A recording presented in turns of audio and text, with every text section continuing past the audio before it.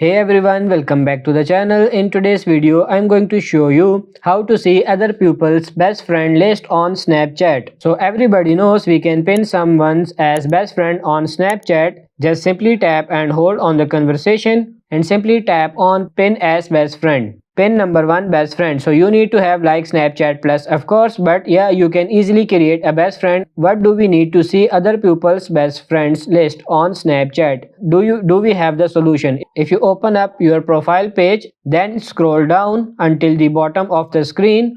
To find this my friends, just tap on this my friend. Now we can easily manage our friends. We can open their profile, some information and so on, but as you can see on this page here, there is no option to find his best friends.